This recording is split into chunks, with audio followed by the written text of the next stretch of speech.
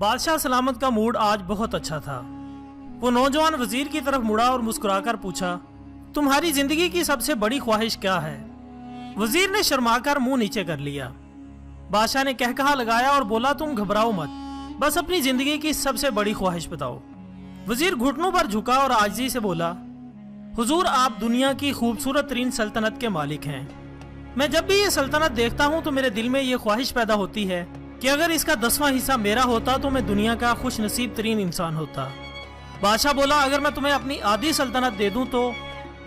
वजीर ने घबराकर ऊपर देखा और आजिज़ी से बोला, बादशाह सलामत ये कैसे मुमकिन है? मैं इतना खुशकिस्मत कैसे हो सकता हूँ? बादशाह ने फौरन सेक्रेटरी को बुलाया और इसे 2 अहकामात लिखने का हुक्म दिया। पहले हुक्म के जरिए अपनी आधी सल्तनत नौजवान वजीर के हवाले करने का फरमान जारी कर दिया। दूसरे हुक्म में बादशाह ने वजीर का सर कलम करने का आर्डर दे दिया। वजीर दोनों अहकामात पर बहुत हैरान हुआ। बादशाह ने अहकामात पर मुहर लगाई और वजीर की आंखों में आंखें डालकर बोला, तुम्हारे पास 30 दिन हैं। तुमने इन 30 दिनों में सिर्फ 3 सवालों के जवाब तलाश करना है। अगर तुम कामयाब हो गए तो मेरा दूसरा हुक्म मनसूख हो जाएगा और तुम्हें आधी सल्तनत मिल जाएगी। लेकिन अगर तुम नाकाम हो गए तो पहला हुक्म खारिज समझा जाएगा और दूसरे हुक्म के मुताबिक तुम्हारा सर उतार दिया जाएगा। वजीर की हैरत परेशानी में बदल गई। बादशाह ने इसके बाद फरमाया कि मेरे 3 सवाल लिख लो। वजीर ने लिखना शुरू कर दिया। बादशाह ने कहा कि पहला सवाल, इंसान की जिंदगी की सबसे बड़ी सच्चाई क्या है? दूसरा सवाल, इंसान की जिंदगी का सबसे बड़ा धोखा क्या है? तीसरा सवाल, इंसान की जिंदगी की सबसे बड़ी कमजोरी क्या है? बादशाह ने इसके बाद नकारे पर चोट लगवाई और बाआवाज बुलंद फरमाया, तुम्हारा वक्त शुरू होता है अब। वजीर ने दोनों परवाने उठाए और दरबार से दौड़ लगा दी। इसने इसी शाम मुल्क भर के दानिशवर, अदीब, मुफक्किर और ज़हीन लोग जमा किए और इनके सामने ये सवालात रख दिए। मुल्क भर के दानिशवर सारी रात बहस करते रहे, लेकिन वो पहले ही सवाल पर कोई खातिर खा जवाब न दे सके। वजीर ने दूसरे दिन दानिशवर बढ़ा दिए, लेकिन नतीजा वही निकला। वो आने वाले दिनों में लोगों की तादाद बढ़ाता रहा, मगर इसे कोई तसल्ली बख्श जवाब न मिल सका। यहाँ तक कि वो मायूस होकर दारुल हुकूमत से बाहर निकल गया। वो सवाल उठाकर पूरे मुल्क में फिरा, लेकिन कहीं से जवाब न मिल सका। वो मारा मारा फिरता रहा, शहर शहर, गांव गांव की खाक छानता रहा। शाही लिबास फट गया, पगड़ी ढीली होकर गर्दन में लटक गई, जूते टूटे और पाँव में छाले पड़ गए। यहाँ तक कि शर्त का आखिरी दिन आ गया। ख्वातीन और हज़रात, अगले दिन इसने दरबार में पेश होना था। वजीर को यकीन था कि ये इसकी जिंदगी का आखिरी दिन है। कल इसकी गर्दन काट दी जाएगी और जिस्म शहर के मरकजी पुल पर लटका दिया जाएगा। वो मायूसी के आलम में दारुल हुकूमत की कच्ची आबादी में पहुंच गया। आबादी के सिरे पर एक फकीर की झोंपड़ी थी। वो गिरता पड़ता इस कुटिया में पहुंच गया, जहां एक फकीर सूखी रोटी पानी में डुबोकर खा रहा था। साथ ही दूध का प्याला पड़ा था और फकीर का कुत्ता ये दूध पी रहा था। फकीर ने वजीर की हालत देखी, कहकहा लगाया और बोला, जनाब अली आप सही जगह पहुंचे हैं। आपके 3 सवालों के जवाब मेरे पास मौजूद हैं। वजीर ने हैरत से इसकी तरफ देखा और पूछा कि आपने कैसे अंदाजा लगा लिया कि मैं कौन हूं और मेरा मसला क्या है? फकीर ने सूखी रोटी के टुकड़े छाबे में रखे, मुस्कुराया, अपना बिस्तर उठाया और वजीर से कहा, ये देखिए आपको सारी बात समझ आ जाएगी। वजीर ने झुककर देखा कि बिस्तर के नीचे शाही खलत बिछी हुई थी। ये वो लिबास था जो बादशाह अपने करीब तरीन वज़रा को अनायत करता था। फकीर ने कहा कि जनाब अली मैं भी इसी सल्तनत का वजीर होता था।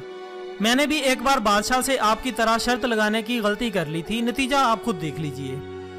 फकीर ने इसके बाद सूखी रोटी का टुकड़ा उठाया और दोबारा पानी में डुबोकर खाने लगा। वजीर ने दुखी दिल से पूछा, क्या आप भी जवाब तलाश नहीं कर सके थे? फकीर ने जवाब दिया, मेरा केस आपसे बहुत मुख्तलिफ था। मैंने जवाब ढूंढकर बादशाह को बता दिए थे। मुझे आधी सल्तनत मिल चुकी थी, लेकिन मैंने सल्तनत का परवाना फाड़ा, बादशाह को सलाम किया और इस कुटिया में आकर बैठ गया। और आज मैं और मेरा कुत्ता दोनों मुतमैन जिंदगी गुजार रहे हैं। नॉली फैक्ट्री की दोस्तों, ये सुनकर वजीर की हैरत और ज्यादा बढ़ गई। लेकिन यह साबिक वजीर की हमाकत के तजिए का वक्त नहीं था, बल्कि जवाब मालूम करने की घड़ी थी। चुनांचे वजीर ने फरियादी बनकर फकीर से पूछा, क्या आप मुझे सवालों के जवाब बता सकते हैं? फकीर ने हाँ में गर्दन हिलाकर जवाब दिया कि मैं पहले 2 सवालों का जवाब मुफ्त दूंगा, लेकिन तीसरे सवाल के लिए तुम्हें कीमत अदा करना होगी। वजीर के पास शर्त मानने के अलावा कोई ऑप्शन न था। फकीर बोला कि पहले सवाल का जवाब है, दुनिया की सबसे बड़ी सच्चाई मौत है। इंसान कोई भी हो, कुछ भी हो, वो इस सच्चाई से नहीं बच सकता।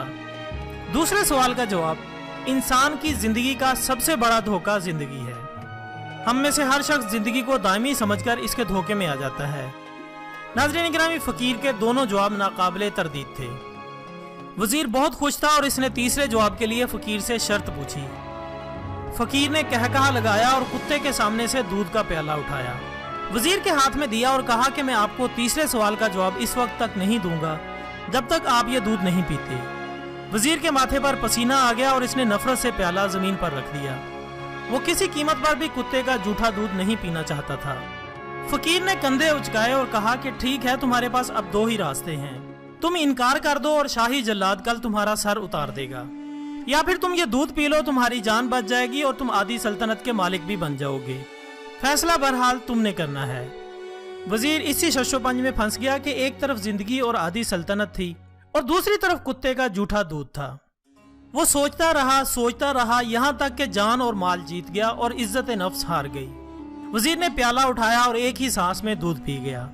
فقیر نے کہا لگایا اور بولا کہ میرے بچے، انسان کی سب سے بڑی کمزوری غرض ہوتی ہے، یہ اسے کتے کا جھوٹا دودھ تک پینے پر مجبور کر دیتی ہے، اور یہ وہ سچ ہے جس نے مجھے سلطنت کا پروانہ پھاڑ کر اس کٹیا میں بیٹھنے پر مجبور کر دیا تھا۔ میں جان گیا تھا کہ میں جوں زندگی کے دھوکے میں آؤں گا، میں موت کی سچائی کو فراموش کرتا جاؤں گا، اور میں موت کو جتنا فراموش کرتا رہوں گا، میں اتنا ہی غرض کی دلدل میں دھنستا جاؤں گا، اور مجھے روز اس دلدل میں سانس لینے کے لیے غرض کا غلیظ دودھ پینا پڑے گا۔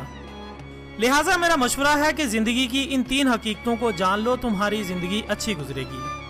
وزیر شرمندگی اور خود ترسی کا تحفہ لے کر فقیر کی کٹیا سے نکلا اور محل کی طرف چل پڑا۔